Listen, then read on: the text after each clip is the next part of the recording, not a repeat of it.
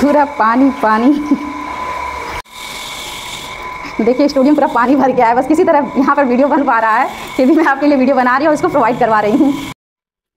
Hello everyone, welcome to my channel. कैसे हैं आप सब? उम्मीद है आप सब बहुत अच्छे होंगे, मस्त होंगे। आज हम पढ़ने वाले हैं BSc second year third semester का एक टॉपिक है जो आपके सेकेंड यूनिट में है, आईसीबीएन। इसमें हम जानेंगे आईसीबीएन का फुल फॉर्म क्या होता है। तो आईसीबीएन का फुल फॉर्म क्या होता है? International code of botanical nomenclature. आज हम इसके बारे में जानेंगे, प्लस उसके क्या क्या प्रिंसिपल्स हैं, क्या रूल्स हैं। उसके बाद इसमें हम टाइपिफिकेशन के बारे में जानेंगे, मतलब सारे जो भी इससे रिलेटेड जितने भी क्वेश्चन आपके बनते हैं, क्योंकि इससे आपके 2 या 5 नंबर के क्वेश्चन जरूर एग्जाम में आ जाते हैं।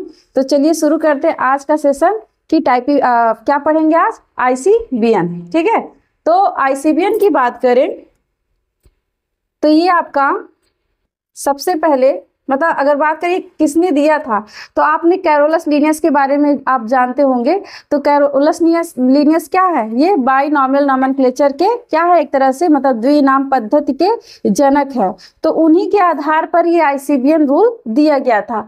तो आईसीबीएन का मतलब फुल फॉर्म क्या हो जाएगा? International code of botanical nomenclature. ठीक है, तो देखिए बॉटेनिकल नॉमेनक्लेचर अलग चीज है और जूलॉजिकल नॉमेनक्लेचर अलग चीज है। अगर यहाँ पर जेड हो जाता बीच में तो जूलॉजिकल नॉमेनक्लेचर होता, यहाँ पे बी है तो बॉटेनिकल। मतलब अब बॉटेनिकल से आप समझ रहे होंगे यहाँ पे जितने भी नियम है ये सारे किससे रिलेटेड है? यहाँ पे पौधों का नामकरण का एक पद्धति है जिसके अंतर्गत हम किसी भी पौधे को रखते हैं, उनका नामकरण करते हैं। ठीक है, तो अब क्या है? The international code of botanical nomenclature was set up for formal naming of the plant. क्योंकि ये क्या है? एक प्रकार का सेट है। किसका है? कोई भी पौधे का जब हम नाम देते हैं तो ये एक तरह से साधारण एक रूल होता है इसी के अंतर्गत, जिसके अंतर्गत हम पौधों का क्या करते हैं? नामकरण करते हैं। किसी भी पौधों का क्या करते हैं? नेमिंग, मतलब उनका नाम रखते हैं। ठीक है, based on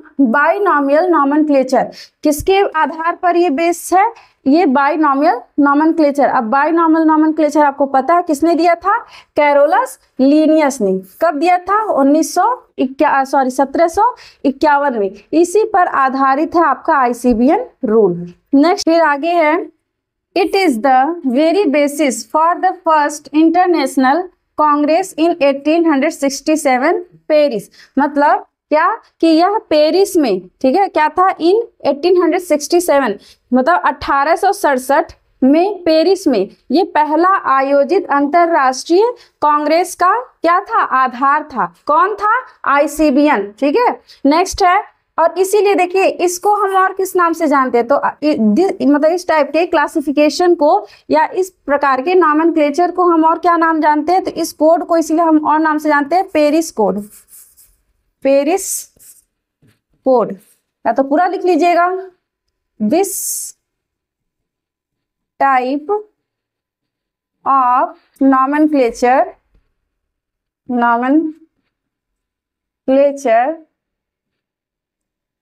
this type of nomenclature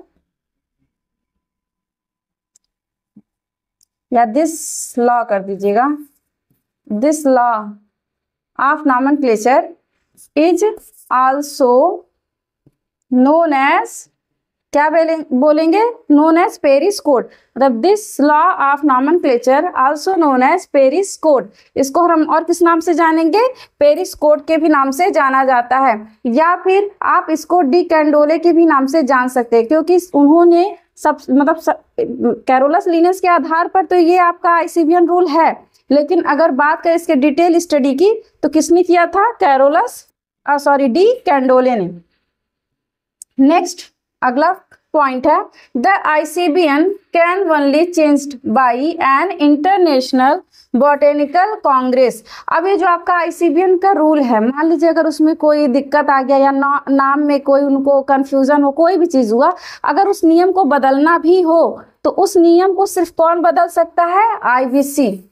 IBC मतलब इंटरनेशनल बॉटेनिकल कांग्रेस। तो इसीलिए कभी कभी आईबीसी भी पूछ लेता है कि आईबीसी क्या होता है। तो आईबीसी क्या करता है? इस आईसीबीएन के रूल को वो चेंज कर सकता है। कोई भी नाम है तो उसको बदल सकता है। तो इसलिए सबसे पहले हम आईबीसी को जान लेते हैं। आईबीसी होता क्या है? तो आई मतलब international, B for botanical, C for congress, ठीक है। तो ड्यूरिंग द कांग्रेस मतलब जब आपका कांग्रेस अधिनियम के अंतर्गत की बात कर रहा है, one of the important activities is to review मतलब रिव्यू कर सकता है and update the rule of the ICBN मतलब ये आईसीबीएन के रूल को क्या कर सकता है? अपडेट भी कर सकता है या फिर उसको रिव्यू कर सकता है। अब देखिए ये जो आपका आईसीबीएन रूल है ये अब मतलब करंट में इस टाइम हम लोग प्रेजेंट टाइम में उसको क्या बोलते हैं? आईसीएन। मतलब अगर मान लीजिए क्वेश्चन में जरूरी नहीं है कि आपके आईबीसी मतलब आईसीबीएन आए, कभी कभी आपके क्वेश्चन में आ जाएगा आईसीएन। तो आईसीएन का मतलब होता है इंटरनेशनल कोड ऑफ नॉमेनक्लेचर। देखिए सिर्फ बी हटाना है, बी मतलब बॉटेनिकल हटाना है, क्योंकि अगर सिर्फ बी की बात रहेगी तो सिर्फ और सिर्फ वो पौधों पर ही आधारित होगा, सिर्फ पौधों पर ही ये नियम लागू होंगे, जंतुओं पर लागू नहीं होंगे। तो इसीलिए आईसीएन का मतलब हो जाएगा कि इंटरनेशनल कोड ऑफ नॉमेनक्लेचर, ठीक है। तो याद रखिएगा जरूरी नहीं है आपका आईसीबीएन आए, हो सकता है आईसीएन भी आ सकता है, क्योंकि प्रेजेंट टाइम में अब इस नाम को आईसीबीएन को चेंज करके करंट नाम क्या है आपका? आईसीएन है, ठीक है। तो इसीलिए अब इसका अगर फुल फॉर्म आप देख ही रहे हैं, इंटरनेशनल कोड ऑफ नॉमेनक्लेचर किसके किसके लिए? फॉर एल्गी हो गया, फंजाई हो गया एंड प्लांट्स हो गया, सिंस 2011, ठीक है। कब किया गया था? 2011 में इसको चेंज कर दिया गया आईसीएन में, ठीक है। नेक्स्ट है एनी अमेंडमेंट, एडिशन और or changes to be nomenclature rules are discussed and approved at the IBC. मतलब सिर्फ और सिर्फ इंटरनेशनल बॉटेनिकल कांग्रेस के ही अंतर्गत कोई भी आपका अमेंडमेंट हो, एडिशन हो या कोई चेंजेस करना है या फिर उसका नामकरण करना है, रूल में कुछ चेंज करना है, तो उसके बारे में जो भी आपको डिस्कस करना है या फिर उसके लिए जो भी अप्रूवल देना है वो सारा किसके अंतर्गत होगा? सिर्फ और सिर्फ आईबीसी के अंतर्गत। कौन करेगा? आईबीसी मतलब इंटरनेशनल बॉटेनिकल कांग्रेस। तो ये हो गया आपका आईसीबी। अब पढ़ते हैं प्रिंसिपल ऑफ आईसीबीएन, मतलब आईसीबीएन के कौन कौन से प्रिंसिपल हैं। तो देखिए आईसीबीएन के मोस्टली 6 प्रिंसिपल हैं, वैसे हैं तो बहुत सारे, लेकिन अगर मेन पॉइंट बोला जाए तो 6 ही उसके हैं। तो the ICBN is based on 6 main principle, मतलब वो 6 मेन प्रिंसिपल पर ही क्या है? आयोजित है या आधारित है। पहला है The botanical nomenclature is independent of zoological nomenclature।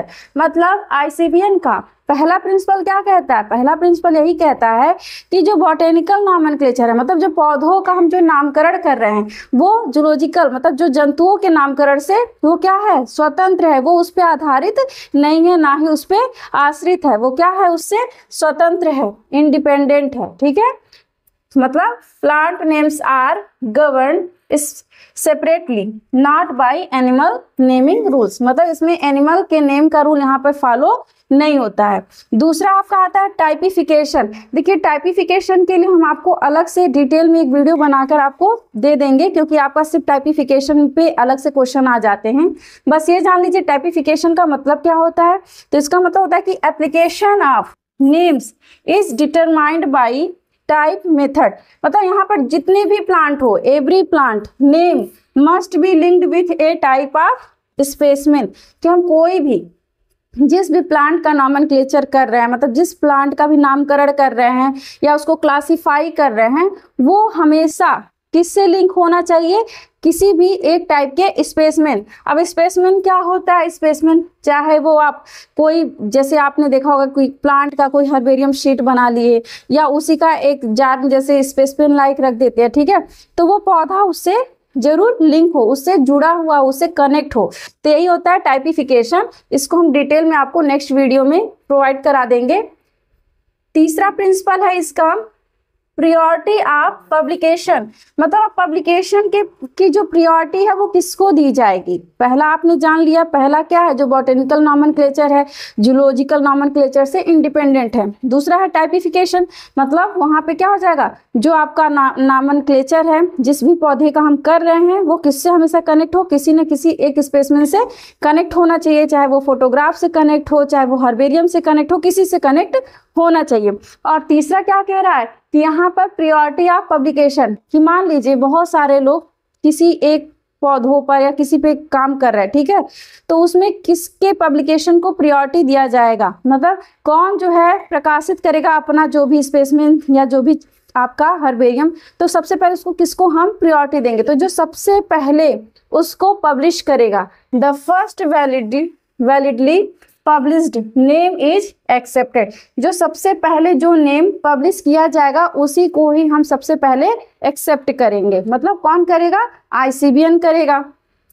चौथा प्रिंसिपल है each taxon has only one correct name, मतलब किसी भी टैक्सॉन का, टैक्सॉन मतलब यहाँ पे पौधे से ही बात हो रही है, ठीक है, तो कह रहा है किसी भी टैक्सॉन का सिर्फ और सिर्फ एक ही करेक्ट नेम होना चाहिए। अब मान लीजिए जैसे आप गुड़हल का है तो आप हिबिस्कस रोजा साइनेंसिस, आप हिंदी में उसका कई नाम बोल सकते हो, वो अलग की बात है, गुड़हल है, बहुत सारे नाम लोग बोलते हैं, लेकिन चाइना रोज बोलते हैं ना, लेकिन अगर बात करें इस आईसीबीएन के अंतर्गत तो सिर्फ उसका एक ही करेक्ट नाम होगा, वो भी होगा क्या होगा, हिबिस्कस रोजा साइनेंसिस। जैसे आप मैंगो का हो गया मैंगीफेरा इंडिका, तो सब क्या है, एक ही नाम है, उस दूसरा कोई उसका साइंटिफिक नेम नहीं हो सकता है। To ensure clarity and avoid synonyms, मतलब अब ये नहीं है कि हम मैंगीफेरा इंडिका को मैंगो लिख दें, ऐसा नहीं है, सिनोनिम्स यहाँ पे यूज नहीं होंगे, सिर्फ और सिर्फ एक ही नाम यहाँ पर यूज होगा, उसके सिनोनिम्स को हम यहाँ पर नहीं मानेंगे। तो ये हो गया चौथा प्रिंसिपल। पांचवा प्रिंसिपल है scientific names are in Latin, मतलब जो साइंटिफिक नेम हम लिख रहे हैं, मतलब जो मैंगीफेरा इंडिका, हिबिस्कस रोजा साइनेंसिस या सोलेनम ट्यूबरोसम, सोलेनम नाइग्रम, जो भी हम नाम लिखते हैं वो हमेशा आपका लैटिन वर्ड में होना चाहिए। कैसा होना चाहिए, लैटिन में। लेकिन अगर मान लीजिए सबको लैटिन तो लिखने नहीं आता है, तो हम इसलिए जब भी हैंड राइटिंग मतलब हाथ से लिखते हैं तो हमेशा या तो अगर प्रिंट होता है तो प्रिंट होगा तो उसको थोड़ा सा कर्सिव टाइप का तिरछा लिखते हैं, या तो अगर मान लीजिए आप लिख रहे हैं हम लोग लिख रहे हैं तो उसको क्या करेंगे, नीचे अंडरलाइन कर देते हैं। तो यही चीज है क्या, साइंटिफिक नेम्स हमेशा कैसा होना चाहिए, लैटिन होना चाहिए। हमेशा किस तरह का होना चाहिए, लैटिन में, या तो कर्सिव या तो आप हैंड राइटिंग कर रहे हैं तो नीचे अंडरलाइन कर देंगे जीनस स्पीसीज जो भी हैं। और छठवां प्रिंसिपल क्या है, rules are retroactive unless otherwise specified, मतलब यहाँ पर जो रूल्स होता है वो पूर्व व्यापी होता है, अगर वहाँ पे कोई भी अन्यथा, जैसे नहीं होता कि कोई एक्सक्यूज उसमें ना हो, तो वो रूल हमेशा आपका बना रहेगा जब तक उसमें कोई कमी ना दिया जाए, या फिर अगर ऐसा कुछ भी उसमें अनलेस होगा, कोई भी उसमें संकोच होगा उस नाम में या फिर कोई नियम में, तो उसको क्या कर दिया जाता है, स्पेसिफाइड किया जाता है। मतलब they apply to all past name unless stated, मतलब ये किस पे अप्लाई होते हैं, हमेशा जो पहले के नाम जो दिए गए हैं। अब ये नहीं है कि हम आए मैंगीफेरा इंडिका नाम रख दिए, कोई और आया मैंगो का दूसरा साइंटिफिक नेम रख दिया, ऐसा नहीं होगा। उसमें सबसे पहले कौन सा नाम यहाँ पर अप्लाई होगा, जो पास्ट नेम होगा, जो पहले का नाम होगा वही यहाँ पर अप्लाई होगा। अगर वो कुछ उसमें कमियां पाई गई तो आपका कौन चेंज कर देगा, आईबीसी इसको चेंज कर देगा, ठीक है।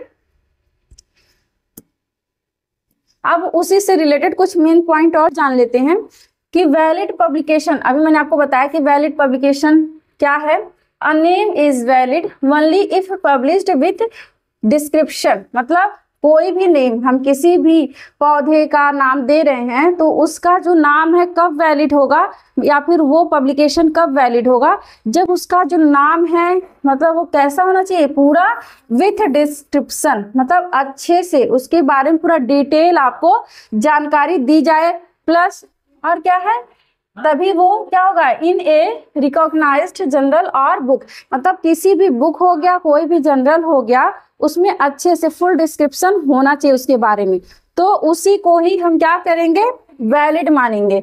दूसरा है effective publication.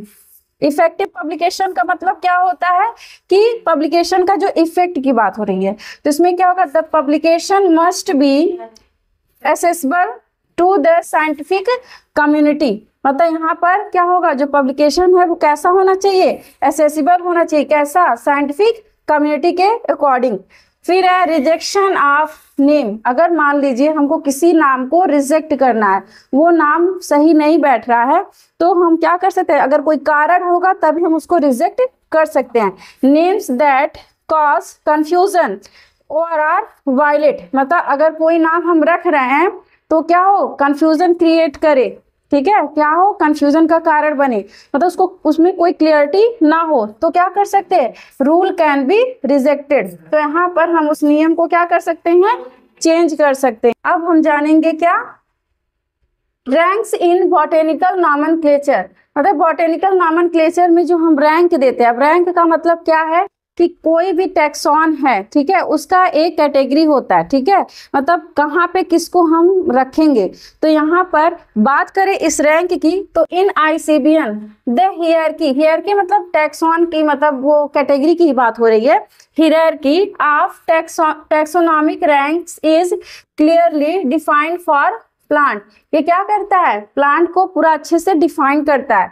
These ranks help in the systematic classification of plants from higher to lower categories. मतलब ये जो आपका रैंक होता है वो क्या करेगा, एक तरह से सिस्टमेटिक क्लासिफिकेशन करने में आपकी मदद करेगा, कि सबसे पहले से होता है ना कि सबसे पहले सबसे जो बड़ा उसका होगा, फिर उससे छोटा, जो भी हम रैंक देंगे पौधों को वो किस तरीके से देंगे। तो वो एक तरह से वो क्या करेगा, सिस्टमेटिक क्लासिफिकेशन करता है पौधों का। और कैसे करेगा, from higher to lower category, ठीक है, मतलब हायर टू लोअर कैटेगरी, या फिर कह सकते हैं इसी को हायर टू लोअर हियरकी, हियरकी, ठीक है। अब देखिए ये जो आपके रैंक है वो कैसे होंगे, आप देख लीजिए। अगर बात करेगा, कभी भी क्वेश्चन कभी ऐसे भी आ सकता है, सिर्फ और सिर्फ आपको रैंक पूछ लेगा, तो अगर हायर टू लोअर बोलेगा तब तो ये सीक्वेंस करेंगे, लेकिन अगर लोअर टू हायर बोलेगा तो आप इसका अपोजिट कर देंगे। तो सबसे अगर यहाँ पर हायर हियर की बात करें या हायर किंगडम की बात करें, सॉरी हायर रैंक की बात करें, तो यहाँ पे सबसे पहले आपका आता है किंगडम। क्या आएगा, किंगडम, ठीक है, सबसे पहले आएगा आपका किंगडम। उसके बाद डिवीजन, मतलब फर्स्ट नंबर पर किंगडम है, दूसरे नंबर पर डिवीजन। अगर मान लीजिए बुक में आपके डिवीजन सब डिवीजन भी दे दिया जाएगा, तो डिवीजन के बाद ही सब डिवीजन होगा, ठीक है।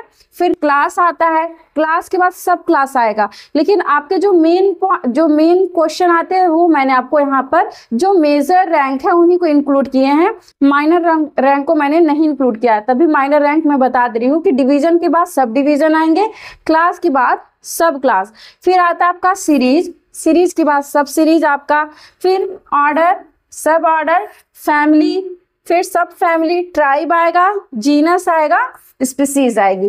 क्योंकि यहाँ पर जो जीनस और स्पीसीज जो हैं, ठीक है, इनमें ये हमेशा आपके लास्ट में ही आएंगी। तो इसमें अगर लोअर टू हायर पूछ ले तो सबसे पहले आप स्पीसीज को रखेंगे, फिर जीनस को रखेंगे, फिर ट्राइब को रखेंगे, फिर family, order, series, class, division, kingdom. लेकिन अगर हायर टू लोअर पूछेगा तो kingdom, division, class, series, order, family, उसके बाद ट्राइब, जीनस, देन स्पीसीज, ठीक है। ये क्या है, आपका रैंक है, किसका, आईसीबीएन का, कि मतलब हम इसी के अकॉर्डिंग किसी भी पौधे को क्लासिफाई करेंगे, उनका नामकरण इसी के अकॉर्डिंग करेंगे। मतलब अगर हमको किसी पौधे को क्लासिफाई करना है तो सबसे पहले हम उसका किंगडम लिखेंगे, फिर डिवीजन लिखेंगे, फिर क्लास, सीरीज लिखेंगे, order, family, tribe, genus, species, ठीक है। Each ranks has its standardised suffix except genus and species. मतलब ये जो रैंक है ना आपके, जो इसके रैंक दिए हुए हैं, इसके लिए एक स्पेशल लास्ट में सफिक्स दिया जाता है। मतलब जो उनकी एंडिंग होती है जिससे वो समाप्त होते हैं, वो एक सफिक्स होता है पर्टिकुलर हर रैंक के लिए, ठीक है। बस किसको छोड़कर, जीनस और स्पीसीज को छोड़कर बाकी सबके लिए यहाँ पर एक सफिक्स प्रयोग करते हैं। तो हम उस सफिक्स को जान लेते हैं कि अगर मान लीजिए रैंक में डिवीजन है, ठीक है। तो डिवीजन हमेशा आपका किससे खत्म होगा, उसका सफिक्स क्या होगा, फाइटा होगा। जैसे मान लीजिए हमने बोल दिया ब्रायोफाइटा, ठीक है, ब्रायोफाइटा बोल दिया, टेरिडोफाइटा बोल दिया, टेरिडोफाइटा बोल दिया, ये क्या है, डिवीजन है। तो लास्ट में हमेशा देखिए फाइटा टर्म आएंगे, ठीक है। फिर इसी तरह से क्लास हो गया, क्लास के लास्ट में ए ई आना चाहिए, उसका सफिक्स क्या होना चाहिए, ए ई। ऑर्डर का देखेंगे तो लास्ट में एल्स आना चाहिए, ए एल ई एस आना चाहिए, एल्स। सब ऑर्डर की बात करें तो इनी आना चाहिए, आई एन ई ए ई, ठीक है। फैमिली की बात करें तो ए सी ई ए ई, और सब फैमिली तो ओईडी आएगा। और आपको पता है जीनस स्पीसीज के लिए कोई सफिक्स नहीं लगते हैं। तो ये हो गया रैंक और ये हो गया सफिक्स, एक बार आप इसको जरूर नोट डाउन कर लीजिएगा। अब हमने रैंक जान लिया, अब क्या जानेंगे, नेम ऑफ फैमिली, मतलब फैमिली का नेम कैसे लिखते हैं। तो देखिए जब हम कभी भी किसी भी पौधे का नामकरण करेंगे तो जब उसकी फैमिली की बात आएगी तो फैमिली में आईसीबीएन के अकॉर्डिंग एसी टर्म लास्ट में आना चाहिए, मतलब उस फैमिली का जो सफिक्स होना चाहिए वो क्या होना चाहिए, ए सी ई सी ए ई, ठीक है। तो वो होना चाहिए। लेकिन 8 फैमिली ऐसे हैं जो ए सी से वो खत्म नहीं होते हैं, इसीलिए उनके लिए एक फिर नया नाम दिया गया, मतलब न्यू नेम दिया गया है, मतलब न्यू फैमिली नेम दिया गया है। लेकिन ये है कि वो जो पुराने जितने भी नाम थे वो बहुत लॉन्ग टाइम से यूज हो रहे थे, इसलिए वो अभी भी वैलिड है, मतलब दोनों नाम यहाँ पर वैलिड होंगे, चाहे वो ओल्ड नेम हो चाहे वो न्यू नेम हो। तो according to ICBN, name of family is formed by adding suffix AC। किस सफिक्स से खत्म होगा, जब उसमें ऐड करेंगे AC, ACEAE, यही इसकी स्पेलिंग रहेगी, ACEAE, ठीक है।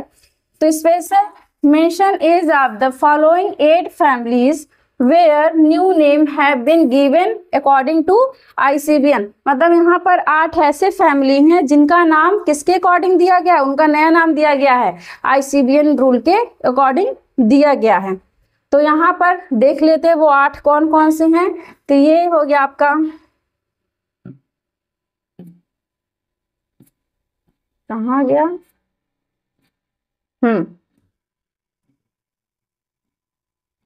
तो यहाँ पर ये पहला आपका हो गया, ये दूसरा है, तीसरा, चौथा, पांचवा, छठा, सातवां, 8, ठीक है।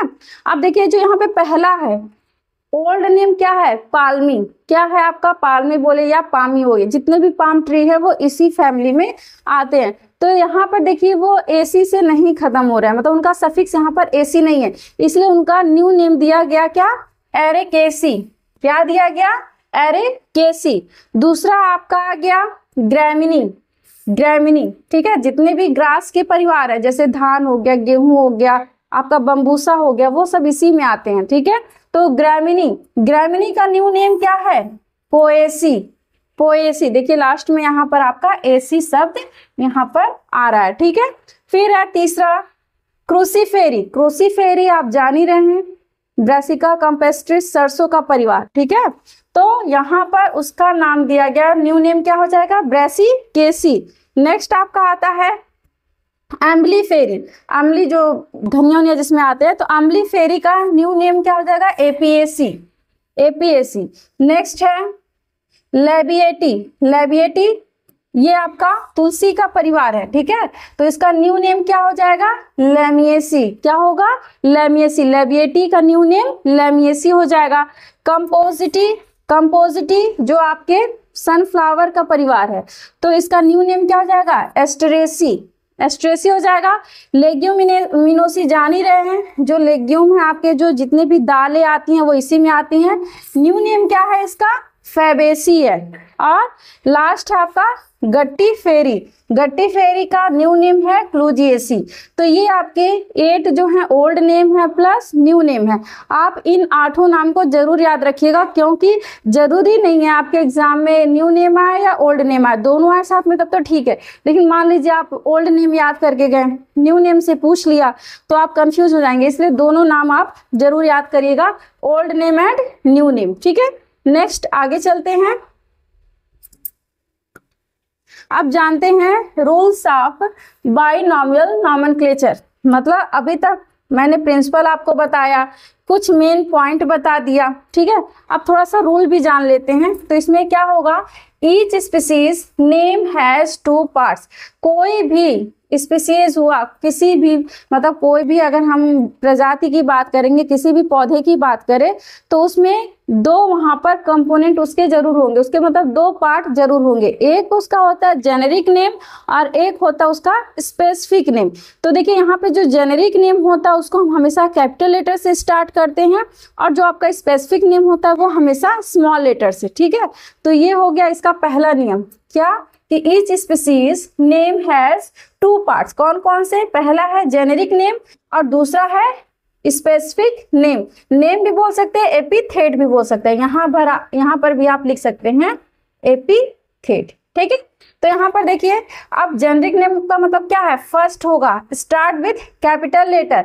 हम जब भी जेनेरिक नेम लिखेंगे तो वो हमेशा कैपिटल लेटर से स्टार्ट होगा। ठीक है, और स्पेसिफिक नेम जब भी लिखेंगे तो वो हमेशा स्मॉल लेटर से स्टार्ट होगा।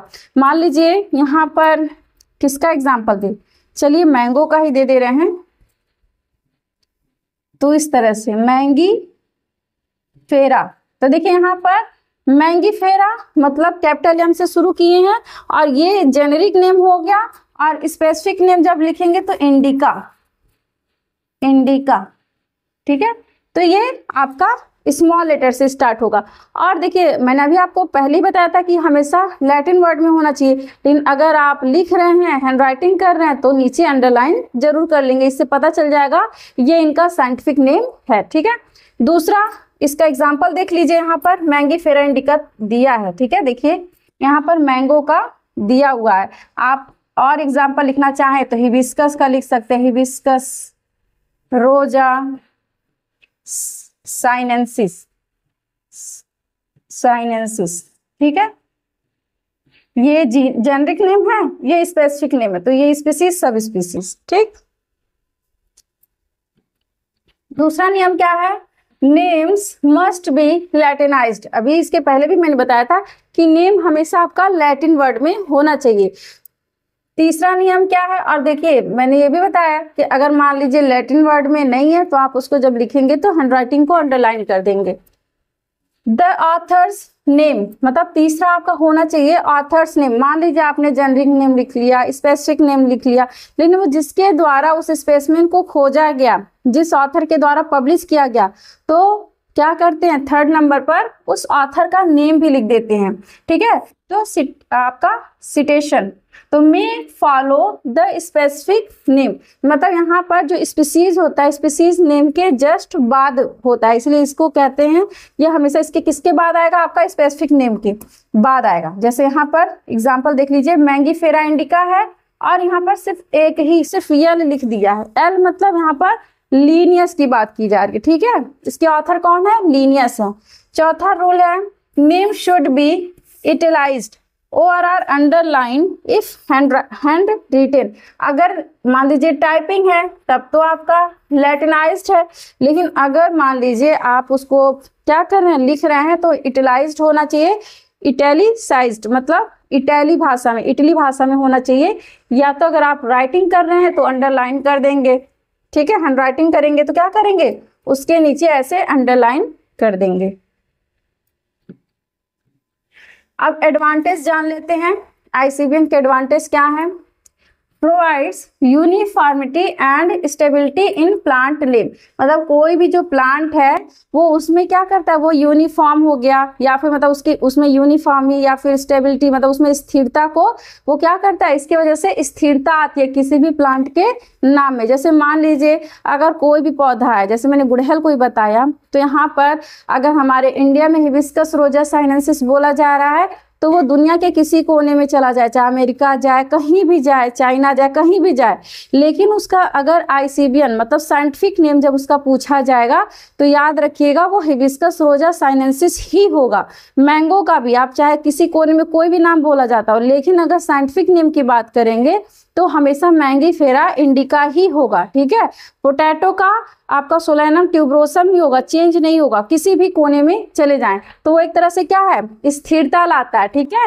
नेक्स्ट है avoids confusion due to local common names. यहाँ पर क्या है, अब जो भी कंफ्यूजन क्रिएट होगा, इसमें मान लीजिए अब हो सकता है हम आलू को यहाँ कुछ और बोलते हो, किसी और देश में कोई और नाम से कोई जानता हो, तो वो क्या, वो तो उसका लोकल नेम हो जाता है ना। लेकिन अगर बात करें इस आपके साइंटिफिक नेम की तो वो हर जगह सेम होता है, इक्वल होता है, तो ये उससे भी बचाता है आपको कि अगर मान लीजिए आपको लोकल नेम में कंफ्यूजन है कि ये क्या चीज़ें हैं, किसकी बात कर रहा है, लेकिन अगर उसका साइंटिफिक नेम जान जाएंगे तो आपको पता हो जाएगा कि हाँ ये इसी प्लांट की बात हो रही है। Helps in international communication in botany, मतलब एक तरह से ये मतलब अंतरराष्ट्रीय स्तर पर क्या करेगा, एक तरह से वनस्पति जगत में कम्युनिकेशन का भी काम करता है। Provides a legal and scientific basis for plant taxonomy, ये क्या प्रोवाइड करता है, एक लीगल और साइंटिफिक आधार प्रोवाइड करता है, मतलब ये क्या करेगा, एक तरह से लीगल और वैज्ञानिक आधार देता है पौधों को उनके नामकरण के लिए, किसमें, टैक्सोनॉमी में, क्योंकि हम क्या पढ़ रहे हैं यहाँ पर, टैक्सोनॉमी ही पढ़ रहे हैं, ठीक है। तो ये था आपका आईसीबीएन के रूल्स हो गए, प्रिंसिपल हो गए, प्लस यहाँ पर रैंक हम जान लिए, फैमिली का नामकरण कैसे करते हैं, इन सबों के बारे में मैंने आपको पूरा डिटेल में बताया है। इससे ज़्यादा आपको इसमें कोई कुछ पढ़ने की ज़रूरत नहीं है, और बस इसमें आपका टाइपिफिकेशन को थोड़ा डिटेल में पढ़ाना था, इसीलिए मैं उसको नेक्स्ट वीडियो में पढ़ाऊँगी। तो आज के लिए बस इतना ही, मिलते हैं नेक्स्ट वीडियो में। Thank you.